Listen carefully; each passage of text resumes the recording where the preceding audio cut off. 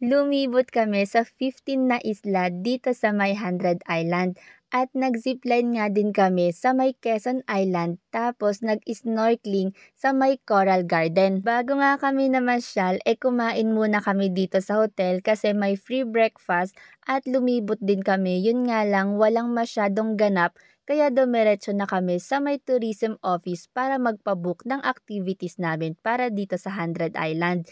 Yung binayaran namin dito is nasa 2,400 pesos. Yung binayaran namin is yung bangka na gagamitin namin, tourist guide at environmental fee. After nga namin nagbayad, dumiretso na kami dito sa may Pangpang para hintayin yung bangka na sasakyan namin. At 11 AM na nga pala kami nag-start. Sabi nga ng tourist guide namin, medyo late na daw kami. Pero since na first time namin, ang sabi lang namin, okay lang kuya, maaga pa naman at sobrang init nga. Yung unang isla nga na pinuntahan namin is dito sa may Pilgrimage Island kung nasaan makikita yung malaking estatwa ni Jesus Christ. At grabe yung init, tirik na tirik. Tapos nakakita pa kami ng mga malalaking isda at bumili nga kami ng ice cream para ipakain. Tapos talagang kinain nila yung ice cream. Naglakad na nga kami pataas para pumunta dun sa statwa ni Jesus Christ. Yun nga lang, grabe nakakapagod kasi sobrang taas, napakainit at talagang napagod ako.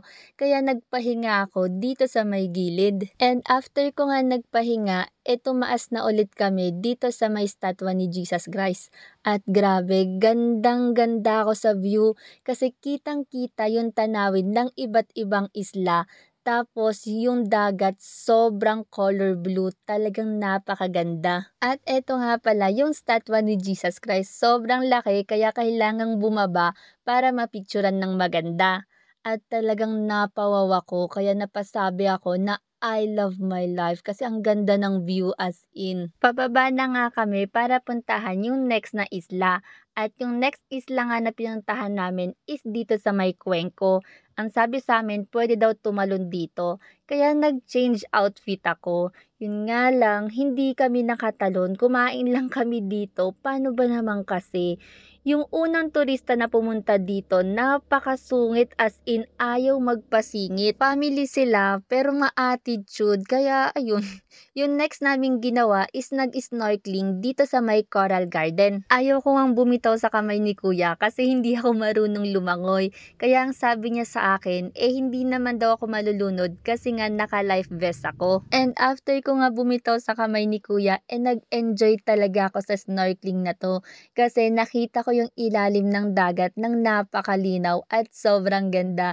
Yun nga lang, hindi talaga ako marunong lumangoy kaya kumakapit ako sa lubid kasi tinatangay ako palayo. Tapos, hirap na hirap pa ako bumalik pero sobrang saya. After nga namin nag-snorkeling, dumiretso na kami sa may Lopez Island. Yun nga lang, hindi na kami bumaba kasi sabi ng tourist guide namin, ang gagawin lang dito is lalangoy sa may dagat. Kaya nagpa-video na lang ako at nagpa-picture. Tapos, yung next na pinuntahan namin is dito sa may Quezon Island kung saan magzi-zipline kami at yung binayaran namin dito is 100 pesos isang tao. Yun nga lang, medyo mababa lang tong zipline na to kasi nasa 40 meters or 60 meters lang siya pero kitang-kita naman yung tanawin ng paligid at yung napakagandang dagat. Wala siyang thrill kaya sabi sa amin, meron daw silang pinakamataas at pinakamahabang zipline doon daw sa may Governor Island. Tapos marami pang activities yung pwede nyong gawin dito sa may Quezon Island kasi dito rin yung banana boat nila, UFO, yun nga lang, hindi namin pwedeng gawin yun kasi 2 tao lang kami. Sana kung family or friends kami, masayang gawin yung mga activities na ganon. Mag-helmet diving sana ako, yun nga lang kinabahan yung puso ko kaya umatras ako. Kasi nung linagay na yung helmet at lulubog na sa may dagat, natakot ako. Kaya ayan, hindi ko na tinuloy. At kumain nga kami dito sa may Children's Island. Yung in-order namin is isang bilao ng mixed seafood, nasa 1.5 na siya at good for 4 packs na. Marami pa ngang isla yung nilibot namin pero hindi na kami bumaba at nag-sightseeing na lang kasi hinahabol namin yung Governor Island kasi gusto naming mag-zipline sa may pinakamahaba at pinakamataas nilang zipline.